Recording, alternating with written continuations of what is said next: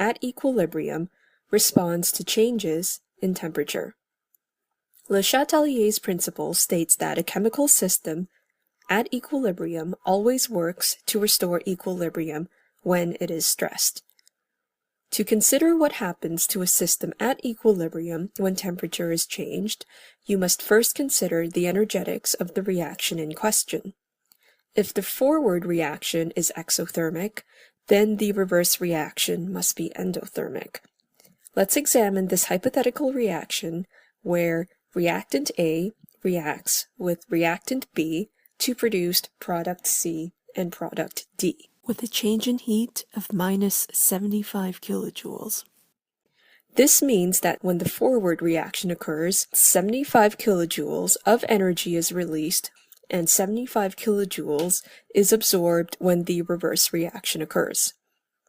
So an increase in temperature would mean that the endothermic reaction would be favored to remove the excess heat, therefore counteracting the imposed stress. Decreasing the temperature would cause the system to produce more energy, therefore the exothermic reaction would be favored. The dimerization of nitrogen dioxide to dinitrogen tetroxide is an exothermic reaction. Nitrogen dioxide is a brown gas, whereas dinitrogen tetroxide is colorless. What observations do you think can be made when the temperature is decreased? How about when the temperature is increased? Please pause the lesson to think about this and resume once you are done.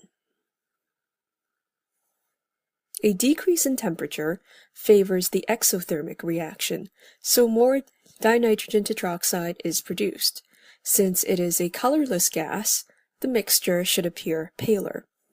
An increase in temperature favors the endothermic reaction, so more nitrogen dioxide is produced.